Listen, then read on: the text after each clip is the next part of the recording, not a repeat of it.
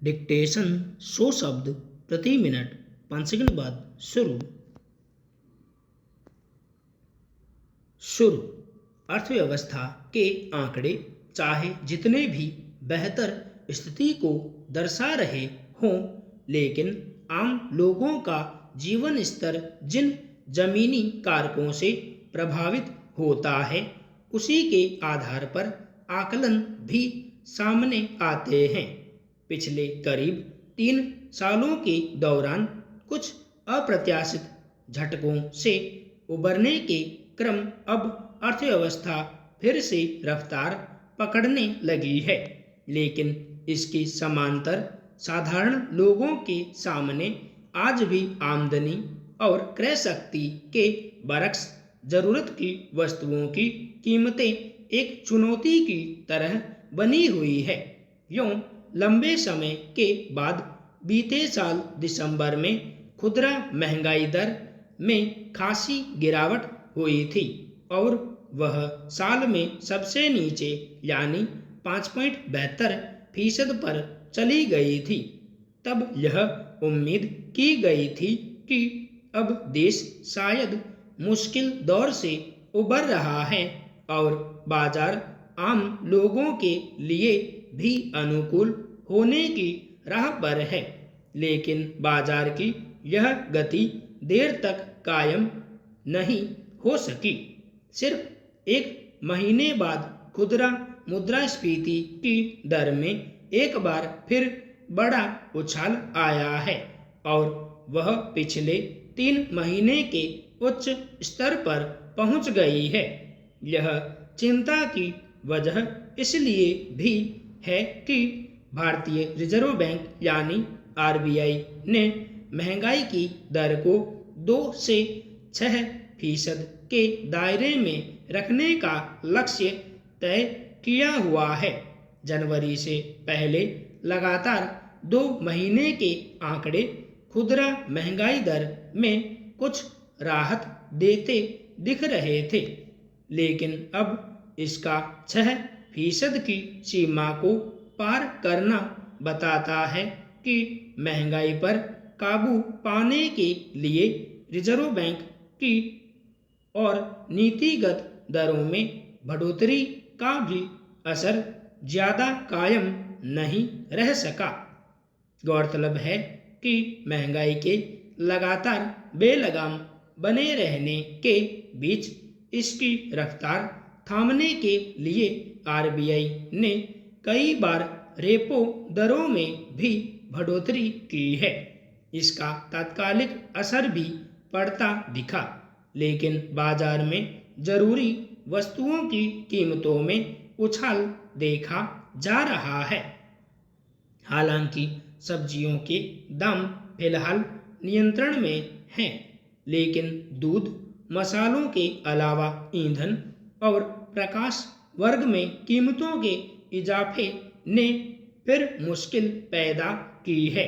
यह स्थिति इसलिए भी खतरे की घंटी है कि आरबीआई इस समस्या के संदर्भ में फिर रेपो दरों में बढ़ोतरी कर सकता है। यह अलग सवाल है कि महंगाई को नियंत्रित करने के लिए अपनाई गई मौद्रिक नीतियां किस स्तर तक कामयाब हो पाती हैं। जाहिर है, बाजार में खाने पीने और रोजमर्रा की अन्य जरूरी वस्तुओं की कीमतों में बढ़ोतरी ने न केवल आम जनता बल्कि सरकार के माथे पर भी शिकन पैदा की है। वजह यह है कि महंगाई से परेशान लोगों ने लंबे समय से इसकी मार झेलते हुए इसकी वजहों को समझने की कोशिश की और संयम बनाए रखा, लेकिन महामारी के दौरान पूर्णबंदी सहित अन्य कई वजहों से आर्थिक मोर्चे पर छाई मायूसी के बादल अब छंटने लगे हैं और कहा जा सकता है कि अर्थव्यवस्था एक बार फिर सामान्य होने की राह पर है। यानी चूंकि हालात में तेजी से बदलाव आ रहे हैं, इसलिए स्वाभाविक ही लोग बाजार के भी सामान्य और सबकी पहुंच में होने की उम्मीद करने लगे हैं। कुछ समय पहले जब खुदरा महंगाई दर में गिरावट दर्ज की गई थी, तब लोगों के बीच राहत का भाव स्पष्ट तौर पर देखा गया था। इसका कारण भी समझा जा सकता है। दरअसल आबादी का एक बड़ा हिस्सा अब भी आमदनी और क्रय शक्ति के बीच असंतुलन के दौर से गुजर रहा है। सच यह है कि कई लोग अपनी ज़रूरतों में भी प्राथमिकताएं तय करने लगे हैं और कम जरूरी चीज़ों की खरीदारी टाल रहे हैं। वर्षों से जागरूकता अभियानों, विज्ञापनों, लेखों आदि के जरिए बाल विवाह की वजह से जीवन पर पड़ने वाले दुष्प्रभावों के बारे में बताया जा रहा है। सरकारों ने इसके खिलाफ कड़े कानून बना रखे हैं। प्रशासन ऐसी शादियों पर नज़र रखने का प्रयास करता है ताकि निर्धारित उम्र से पहले बच्चों का गठबंधन न होने पाए, मगर इन तमाम कोशिशों के बावजूद बहुत कम उम्र में बच्चों की शादी कर देने का चलन बंद नहीं हुआ है। अब ऐसी शादियों के खिलाफ असम सरकार ने व्यापक अभियान शुरू किया है। असम पुलिस का कहना है कि उसने ऐसे 8,000 लोगों को चिन्हित किया है जिन्होंने कम उम्र में शादी की या कराई। उनमें विवाह कराने वाले पंडित और मौलवी भी शामिल हैं। वहाँ की पुलिस ने इस मामले में 2,044 लोगों को गिरफ्तार भी किया है। राज्य सरकार का कहना है कि ऐसे विवाहों को अवैध करार दिया जाएगा।